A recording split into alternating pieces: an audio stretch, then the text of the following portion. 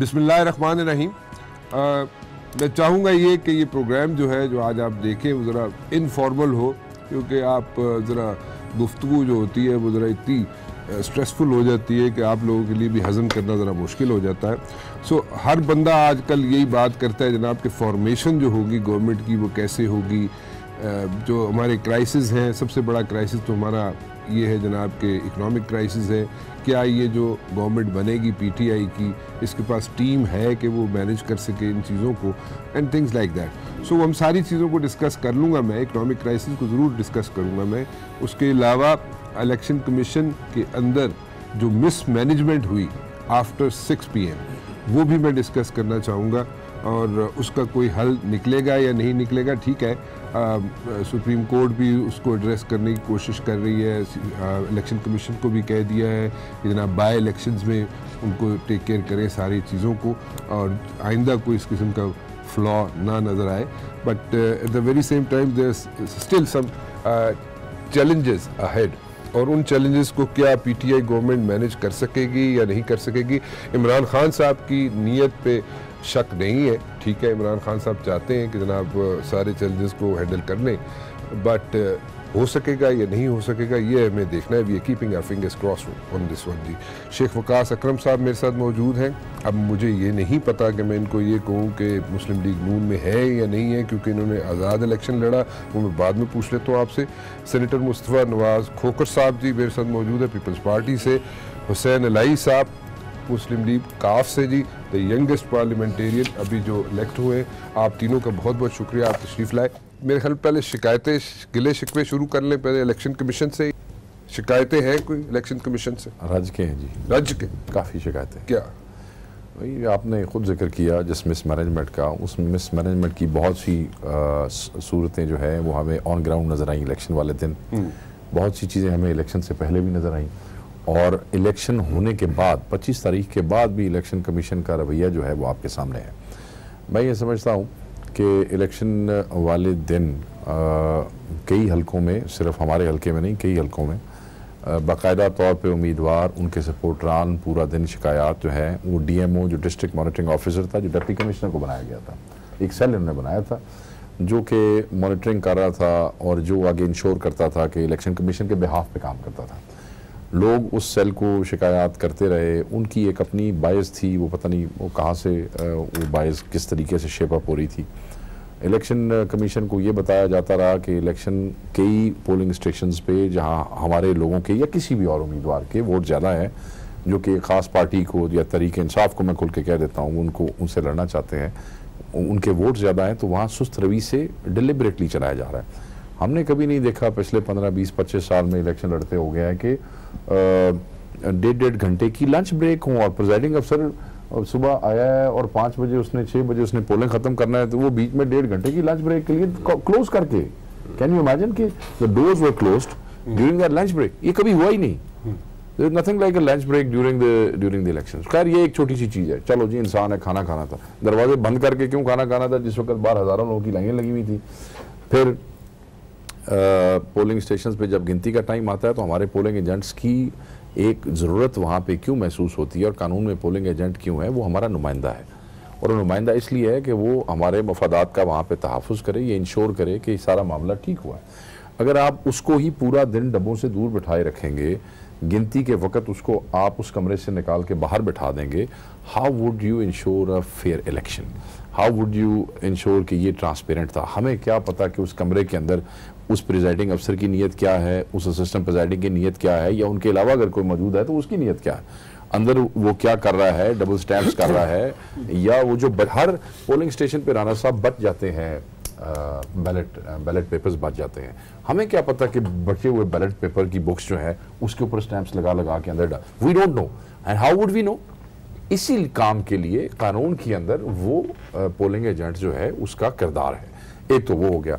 Form 45 आपने नहीं देना भाई, आपने अगर फॉर्म 45 हमारे बंदों को देना नहीं है तो फिर उसकी उस कानून में फॉर्म 45 की जस्टिफिकेशन क्या है? जब आप फॉर्म 45 देते हैं, आप हर पोलिंग एजेंट का उसके ऊपर दस्तखत करवाते हैं, प्रिजाइडिंग अफसर के उस पर अंगूठे होते हैं। आरटीएस की बड़ी बात होती है, आरटीएस फिर क्यों फेल हो गया? अब हमारी जिम्मेदारी थी। 22 अरब रुपया आपने लगा दिया इलेक्शन कमीशन ने इस इलेक्शन को होल्ड करवाने पे, आरटीएस फेल हो गया जी। जिन जिन पोलिंग स्टेशंस का आधे आधे घंटे में, 1.5 घंटे में रिजल्ट आ जाना चाहिए था, वो आपने सुबह के वक्त, फजर के वक्त, और आपने तहज्जुद के वक्त जाके वो लोगों के बच्चे बच्चियां वहां पे आपने मासूर रखे, क्योंकि पोलिंग एजेंट तो बेचारे नहीं छोड़ के जा सकते थे, वो तो अपने कायदीन के ऊपर जान देने को तैयार थे, उनको आपने वहां बाहर रखा, वो बेचारे आपने चस्पा नहीं किए बाहर, रिजल्ट आरटीएस आपका काम नहीं। तो मैं कैसे मान लूँ कि ये मिसमैनेजमेंट, ये ग्रॉस मिसमैनेजमेंट है, क्रॉस मिसमैनेजमेंट है। आगे आ जाए, रिकाउंटिंग के अंदर क्या हुआ, किसी की मान ली, किसी की नहीं मानी, किसी को खुद लिख के दे दिया कि ये थैले खोलने हैं और फिर बाद में खोलने से इनकारी हो गए। एक मतलब ये तो एक राइट है ना आपका। अगर एक आदमी कहता है कानून के उन दायरों में रह के कि मेरे साथ ये ज्यादती हुई है, तो कम से कम अगर वो कानून के दायरे में रह के आपको कहता है तो आपको उसको रिलीफ तो देना। सो ग्रॉस मिसमैनेजमेंट है।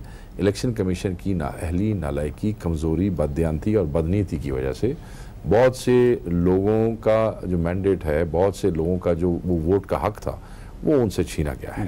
तो मैं ये समझता हूँ कि बिल्कुल शिकायत है, मुझे भी है, मेरे और जो भाई जो अपोजिशन के अंदर है उनको भी होंगी, जेन्युइनली होंगी, और मोस्टली जो इस किस्म की शिकायत है वो हम शेयर करते हैं। ये शिकायत तो अक्रॉस द बोर्ड है, अक्रॉस द बोर्ड है। तमाम राना भाई पॉलिटिकल पार्टीज ने इसके ऊपर यूनानिमसली अपनी कंसर्न्स का इजहार किया है, और ना सिर्फ कंसर्न्स का इजहार किया है बल्कि तमाम पॉलिटिकल पार्टीज ने अपोजिशन की खुसूसन यक जुबान होकर चीफ इलेक्शन कमिश्नर और इलेक्शन कमिश्नर के मेंबरान के इस्तीफे का मुतालबा किया। अब उसमें जो बुनियादी जो कंट्रोवर्सी है वो आरटीएस के हवाले से जो जिसने जन्म लिया, 6 बजे तक इलेक्शंस के अंदर जो वोटिंग का जो सारा प्रोसेस था कंप्लीट हुआ, उस वक्त तक स्मूथ था। उस वक्त आप कह सकते हैं कि माइनर इरेगुलरिटीज हुई इधर इक्का दुक्का जगह पे, लेकिन उसके बाद तो इलेक्शन बिल्कुल ही हाथ से निकल गया। यानी कि अगर आप चले, हम एक लम्हे के लिए ईसीपी का जो मौकफ है उसको हम मान लेते हैं, हम उनकी ये बात मान लेते हैं कि आरटीएस सिस्टम फेल हुआ था। अगर फेल हो गया तो अगले ही दिन नादरा ने क्यों कहा कि ईसीपी ने गलत कहा और आरटीएस सिस्टम बिल्कुल फेल नहीं हुआ? ठीक बात है। नादरा ने ऑन रिकॉर्ड ये बात कह दी। दोनों एक पेज पे नहीं, दोनों एक पेज पे नहीं थे। ठीक। फिर उसके बाद आज से चंद दिन पहले चीफ जस्टिस ऑफ पाकिस्तान ने, उन्होंने ये कहा कि मैंने इलेक्शन के दिन जब मैंने आरटीएस फेलियर सिस्टम की बात सुनी तो मैंने 3 दफा इलेक्शन कमिश्नर से राब्ता करने की कोशिश की, लेकिन मेरा राब्ता नहीं हो सका उनसे। और फिर उन्होंने साथ ये भी कहा कि अब ये आरटीएस का मामला हमारे सामने आएगा तो न जाने इससे क्या निकलेगा।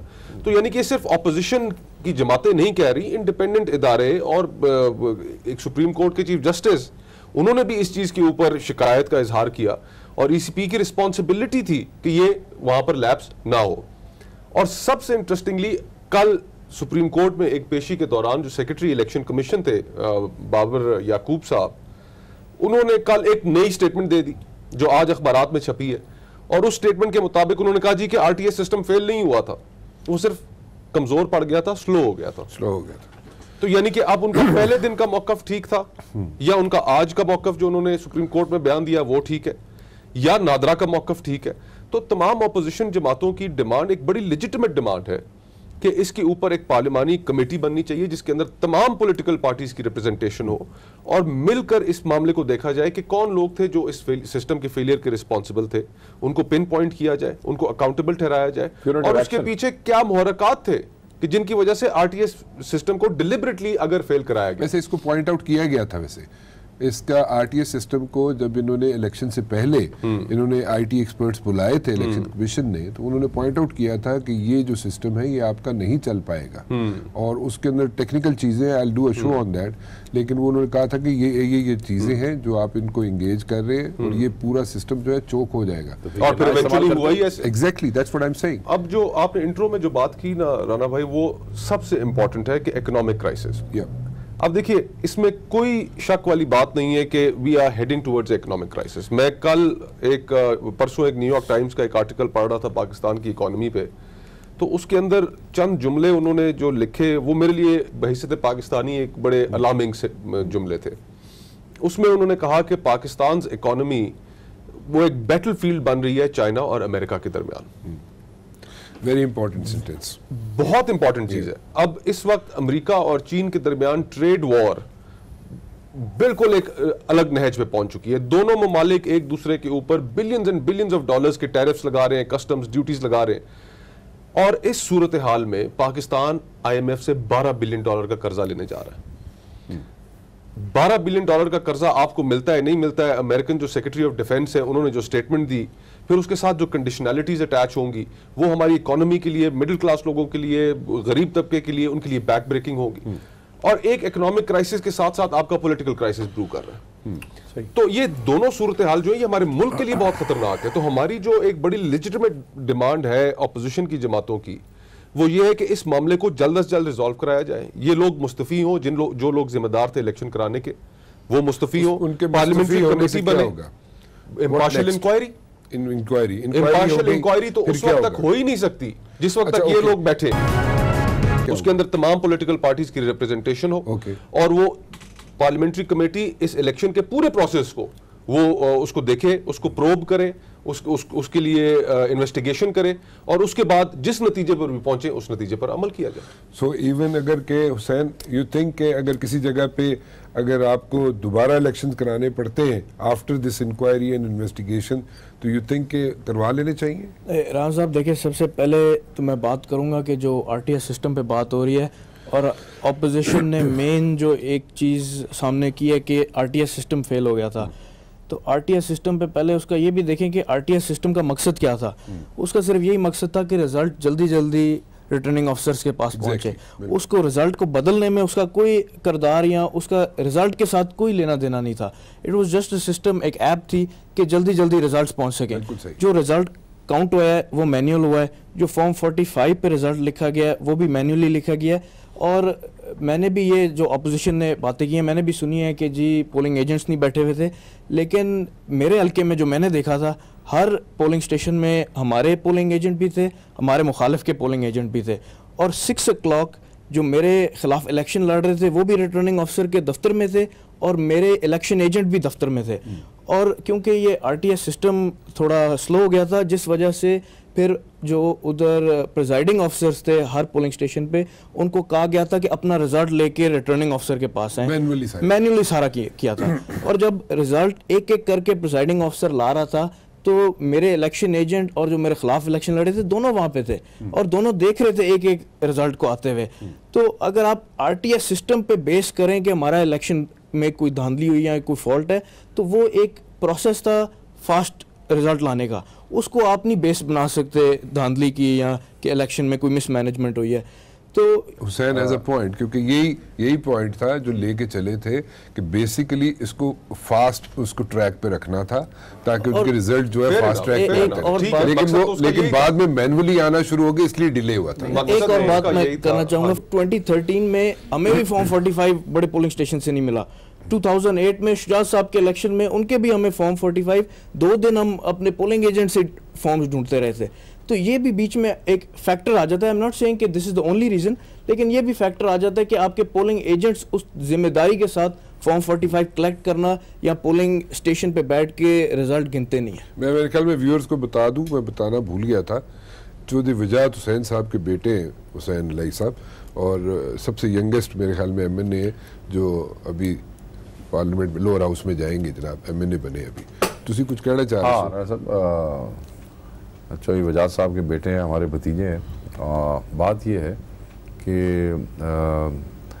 Hussain has a point. Hussain has a point which can be valid to few constituencies or maybe to few polling stations. अच्छा, जिस प्रोब और इन्वेस्टिगेशन के हवाले से अपोजिशन बात कर रही है वो इसी बात का तयन करने के लिए है कि कहाँ लोग इस सुबकी से चले गए कि वो इलेक्शन हार रहे हैं और कहाँ डिलिबरेटली उनको कहा गया कि आप वहाँ से निकल जाए। Because he has a point but then there is a counter point.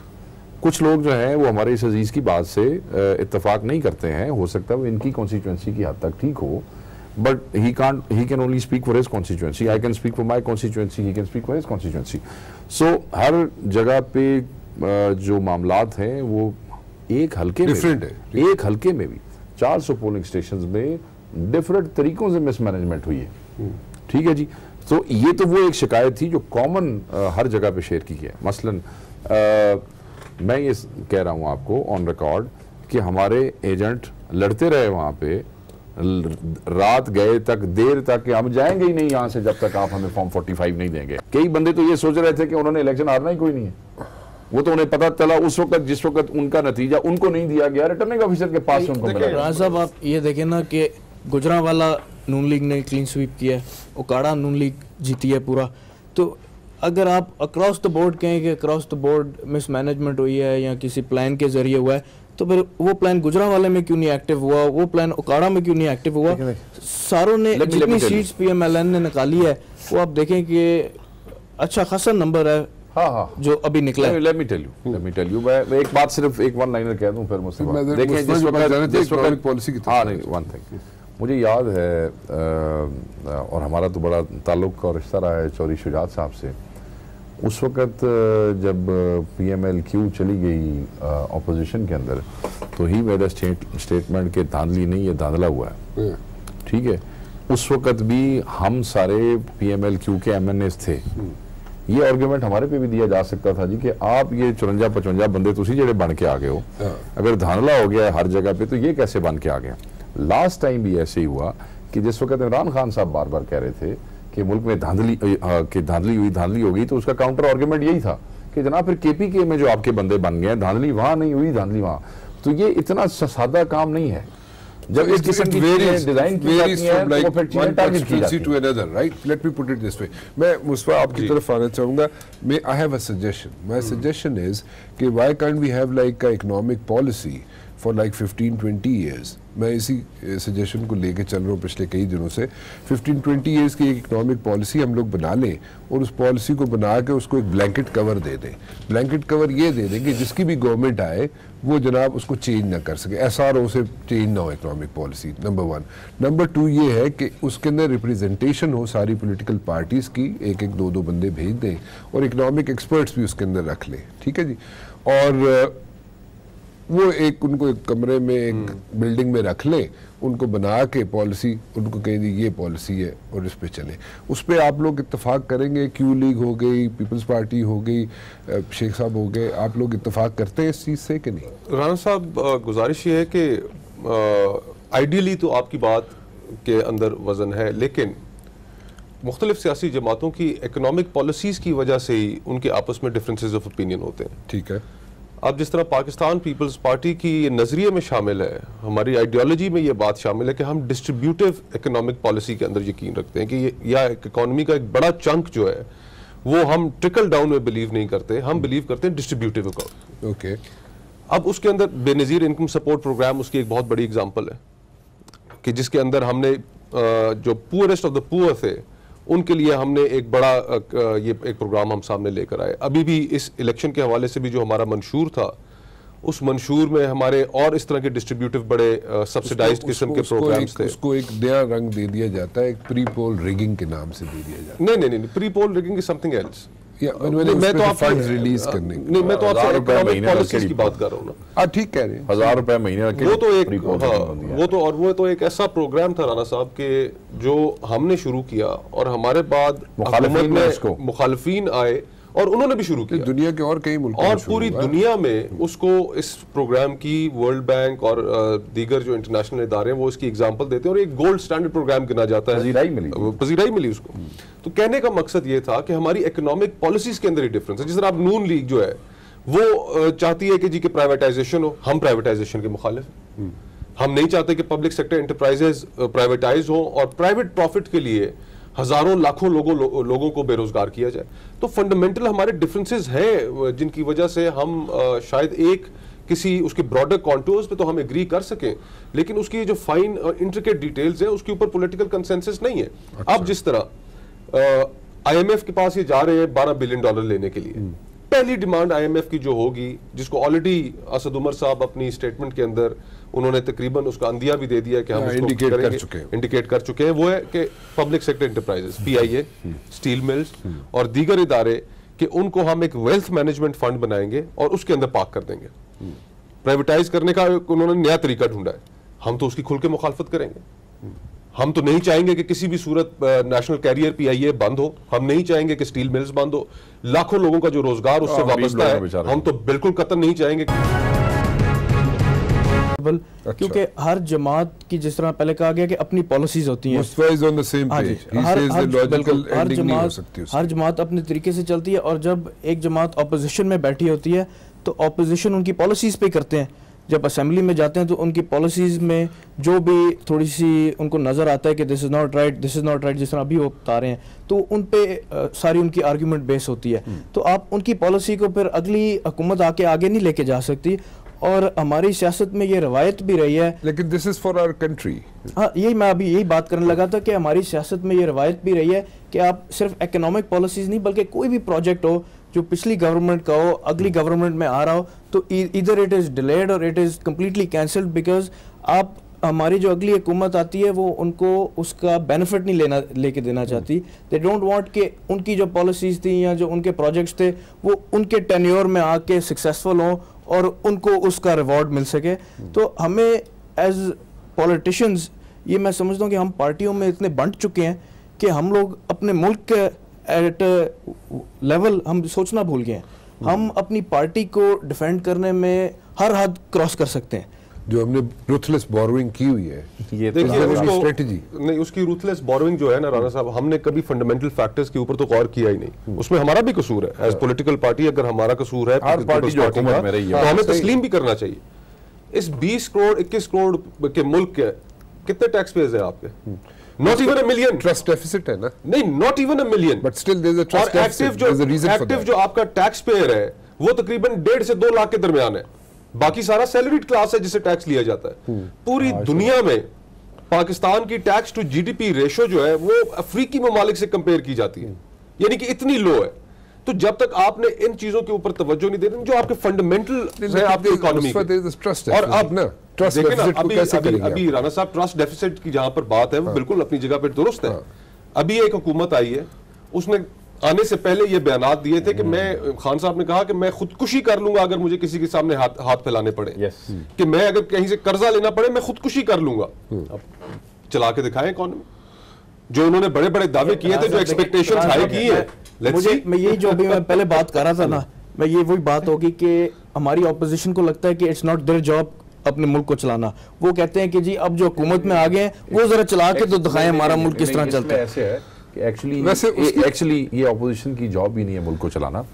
आप किसी को ये नहीं कह सकते कि हुकूमत वाले ज्यादा मुहब्बे वतन थे और अब वो क्योंकि ऑपोजिशन इख्तलाफ कर रही है, ये कहते हैं पीआईए प्राइवेटाइज कर दो, ये कहते हैं नहीं करनी चाहिए तो क्योंकि ये मुल्क का बुरा सोच रहे हैं, और वो इस तरह नहीं, मैं ये नहीं कह रहा। मैं आपको बताऊं, देखिए होता ही है जब ये सारी सियासी जमातें इलेक्शन लड़ती हैं ना, तो ये दावे करते हैं आवाम के सामने कि हम इस मुल्क को बेहतर चला सकते हैं इन लोगों से।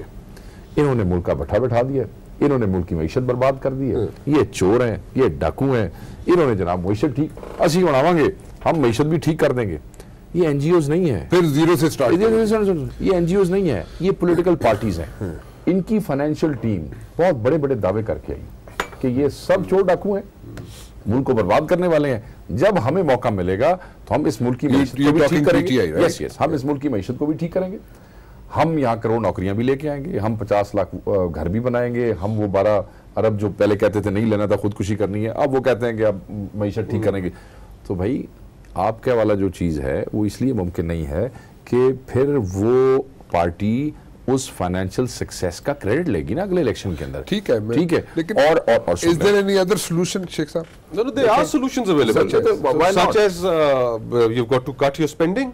No. If we want to go for economic policy, despite the fact that we are facing hybrid war, इस वक्त पूरे मुल्क के अंदर लोग जो है अपने ही इदारे के साथ दस्तों गिरफ्तार हो रहे हैं, तो इसका मतलब है कि हम हार चुके हैं। ये हाइब्रिड वॉर, और हाइब्रिड वॉर की बुनियादें क्या है? स्ट्रेटजी ऑफ हाइब्रिड वॉर कि इदारों के साथ टकराव होते हैं। राणा साहब, तो इदारों के साथ अगर टकराव हाइब्रिड एक वॉर है तो उसके अंदर क्या ये ऑन द ऑल्टरनेटिव, क्या ये जरूरी नहीं हो जाता कि उन तमाम चीजों को जिनकी वजह से ये हो सकता है उनको ठंडे दिल के साथ गौर करके उन चीजों पर मरहम रखी जाए, उनको रोका जाए, उनको ना होने दिया जाए? मेरे ख्याल में वाइंड अप कर ले।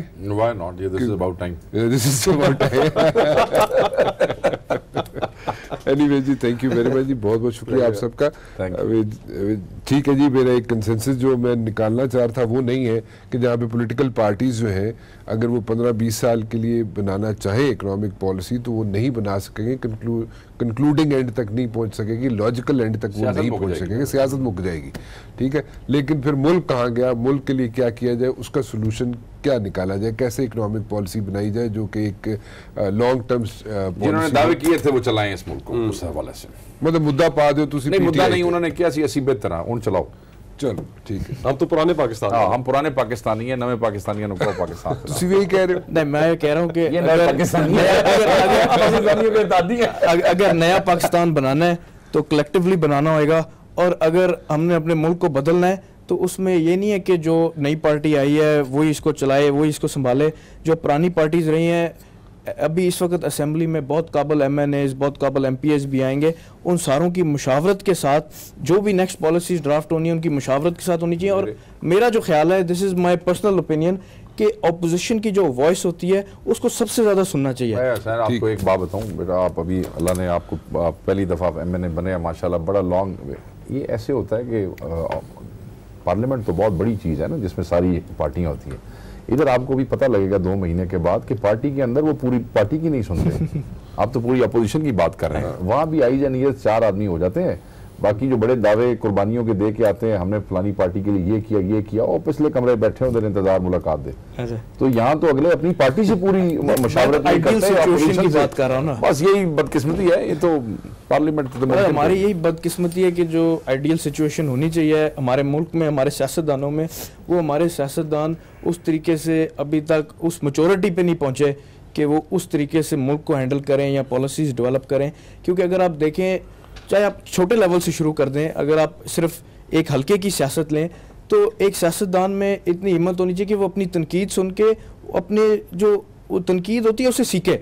तो जो अपोजिशन असेंबली में बैठी होती है, व्हेन दे गिव एडवाइस या जब वो किसी बात पे तनकीद करते हैं तो उसकी भी बात उसकी अहमियत होनी चाहिए और उसकी अहमियत को पॉलिसी में वजन देना चाहिए। उस तरीके से मुझे लगता है कि हमारा मुल्क फॉरवर्ड चलेगा।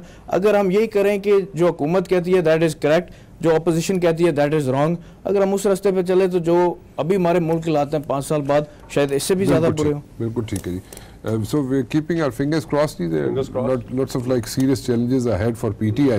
So let's see, मैनेज कर लेते हैं ये लोग कि नहीं कर लेते फिलहाल। और राना साहब, एक आखिरी चीज़ मैं बीच में ऐड करना चाहता हूँ कि हमारे मुल्क में हमारी बदकिस्मती ये है, जैसे मैंने पहले कहा कि हम लीडर्स को ब्लाइंडली फॉलो करते हैं। हम अगर एक जमात का कोई लीडर है, एवरीवन इज़ ह्यूमन, हर बंदा गलती करता है, हर बंदा पॉलिसीज़ में भी गलती करता है।